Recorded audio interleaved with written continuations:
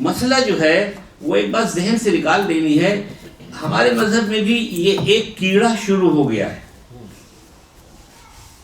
توجہ سے بہت غور سے سنیے گا، ایک کیڑا یہ شروع ہو گیا کہ جو کچھ ہم یہ پڑھتے ہیں وہاں ملتا نہیں ہے، وہاں پہنچتا نہیں ہے، یہ فاتحہ وہاں جاتا نہیں ہے، ہرگز یہ غلط عقیدہ ہے۔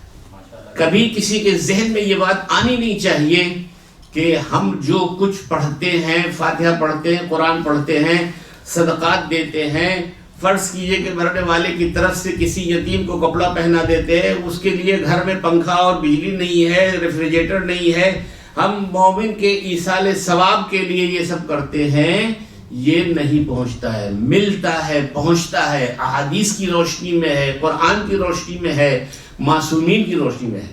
میں اپنا ذاتی فریضہ سمجھتا ہوں کہ اس عقیدے سے آپ لوگوں کو نکالا جائے۔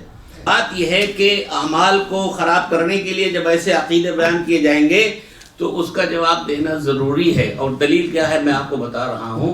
ایسے نہیں ہے، اب جتنی زیارتیں کرنے کے لیے جاتے ہیں، جہاں بھی جاتے ہیں، چاہے ایران ہو، عراق ہو، سوریہ ہو، کہیں بھی آپ جاتے ہیں، وہاں پر جا کے زیارتوں میں کیا امام حسین صلی اللہ علیہ وسلم سے آپ کی ملاقات ہوتی ہے؟ حضرت علی سے ہوتی ہے ملاقات، کسی بھی امام سے ہوتی ہے؟ آپ وہاں جاتے ہیں، آپ کیا نام ہے مدینے جاتے ہیں، رسول اللہ صلی اللہ علیہ وسلم جو 6 امام وہاں پہ، ان سے ملاقات ہوتی ہے؟ نہیں ہوتی۔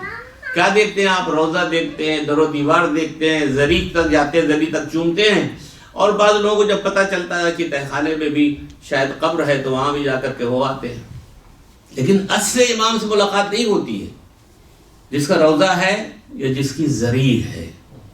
تو اس کا مطلب یہ ہے کہ پھر اصل مسئلہ یہاں پر یہی آتا ہے۔ تو پھر کیا ہوتا ہے؟ یہاں پر وہی سبت جعفر کا شعر ہے، غسل میت نہ کہنا میرے غسل کو۔ یہ موضوع جو ہے یہ عقیدہ کھلا ہوا کہہ رہا ہے۔ اور پھر آئیے، جب میں نے بات کی ہے کہ اعمال آپ کے وہاں پہنچتے ہیں، اگر اعمال نہ ہوتے تو یہ 6 چیزوں کی حدیث کیوں پیغمبر اسلام نے فرمائی تھی، یا مولا علی نے، یا دوسرے لوگوں نے، کہ انسان جب مر جاتا ہے تو بعد میں چیزیں جو چھوڑتا ہے، یا تو اولاد ہے جو اس کے لیے کار خیر کرے، اب وہ کار خیر کرے گا کس لیے؟ رسول اللہ فرما رہے ہیں اگر یہ چیزیں وہاں نہیں پہنچ رہی ہیں تو یہ اولاد کے لیے کیوں آپ کہہ رہے ہیں؟ اولاد ہے، اگر اچھی اولاد ہے تو پھر وہ جو کچھ کرے گا کار خیر پہنچایا جائے، یا یہ کہ اس نے کچھ اس طرح کا کام کیا ہو، مسجد بنوا دی ہے، کنواں کھدوا دیا ہے، اب تو کنواں نہیں ہے، ہینڈ پائپ، نل، انڈیا، پاکستان میں، بنگلہ دیش میں، افریقی ممالک میں آپ سارے جوانوں کو دعوت دیتا ہوں، میرے پاس بہت سے خطوط و موبائل اور کیا کہتے ہیں ایسے میں آتے ہیں، بہت ضرورت ہے پاکستان میں، انڈیا میں نل لگوانے کی۔ آپ اپنے والدین کے نام ایصال ثواب کے لیے نل لگوا دیجئے، دوستوں کے نام لگوا دیجئے، جو مر گئے ہیں ان کے نام، وہی کنویں والا ثواب، یا کسی نے درخت لگا دیا ہے اس سے فائدہ اٹھایا جا رہا ہے۔ یہ چیزیں جو ہیں اعمال کی اس مرنے والے کو ملتی ہیں اور پہنچتی ہیں، یاد رکھیے گا۔ ائمہ طاہرین کے نزدیک اعمال کا مسئلہ جو ہے اس طرح ہے، یہ کرو تو یہ ہوگا، یہ کرو تو یہ، پوری مفاتیح الجنان دعاؤں کی کتاب آپ پھاڑ پھاڑ کر کے جلا دیجئے، معاذ اللہ معاذ اللہ، میں کہہ رہا ہوں، میری زبان ختم ہو جائے تو میں کہہ رہا ہوں، پوری مفاتیح الجنان کو آپ جلا کے پھاڑ دیجئے۔ کیوں؟ اس لیے کہ وہاں عمل پہنچتے ہی نہیں۔ بات سمجھ میں آ رہی کہ نہیں؟